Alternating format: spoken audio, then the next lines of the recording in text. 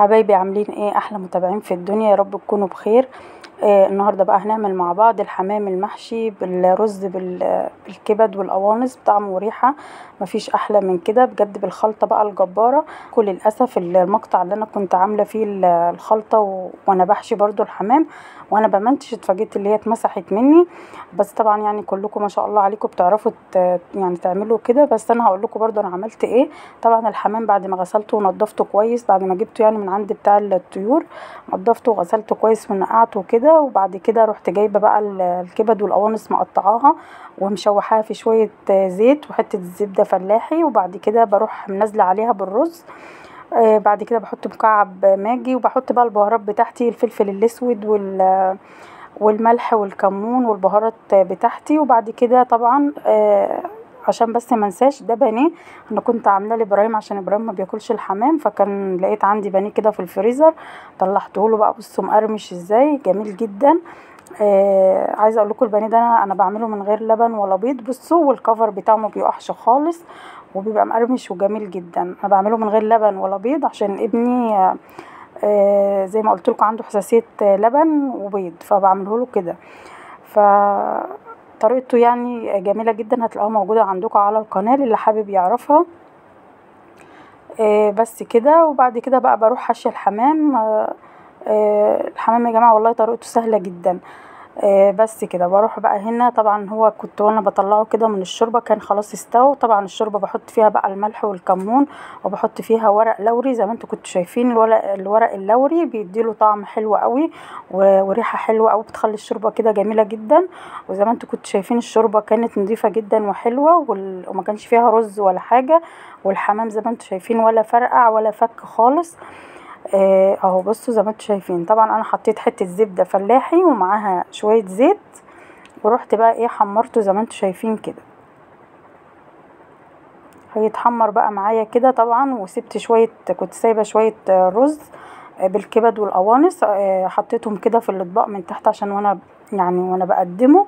واللي حابب برضو ياكل كده برضو جنب الاكل. عايزه اقول لكم انا كنت واقفه بعمل الحمام، يعني الجو زي ما انتوا عارفين الجو نار، الجو حر جدا. فانا كنت بقول يعني ايه، بصوا يعني اغيثوني والله بجد الجو كان نار، فكنت عايزه انجز واخلص بسرعه عشان الجو كان حر جدا.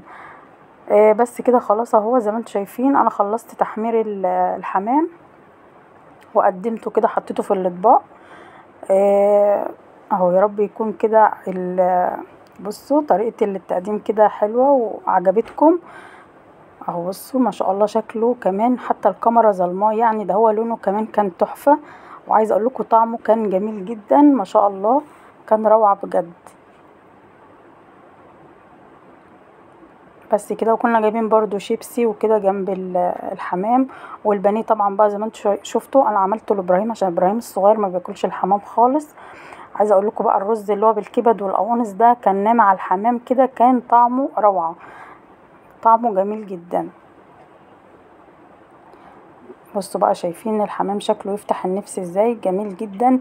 واحلى من يعني ما تعمليه ما تعمليه احسن من بره بجد. وكفايه نظافته وكفايه طعمه، حاجه كده تفتح النفس. احلى حمام تاكليه بالرز بالخلط. طبعا احنا اتغدينا بقى الحمد لله.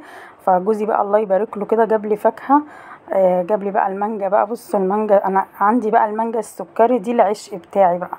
فطبعا غسلتها زي ما انتم شايفين كده، قلت بقى اما اغسلها كده ترطب على قلبنا في الحر بقى اللي احنا فيه ده. فكان جايب معاه مانجا، وكان جايب برضو برقوق. كان زياد ابني طالب البرقوق، فكان هو جاب له، قلت له هات له برقوق بقى معاك عشان هو نفسه فيه. هو كان جايبه له قبل كده بس هو طلبه يعني، فجاب له بقى على قده كده، ما جابش كتير يعني. اهو بصوا البرقوق، هو زياد بيحب البرقوق يعني، فجاب له برقوق بقى اهوت. فغسلته برضه اهوت، وغسلت المانجا.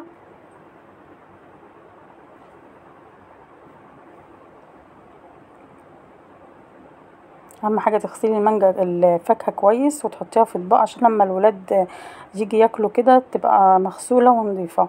وطبعا برضو جاب لنا تين. عايزه اقول لكم التين ده طعمه حلو قوي، طعمه تحس ان هو مسكر قوي وجميل. طعمه حلو بجد. كده خلاص انا غسلت بقى الفاكهه كلها وحطيتها بقى في التلاجة، وحطيتها بقى تسقع كده عشان كانت جايه سخنه خالص اهو بصوا.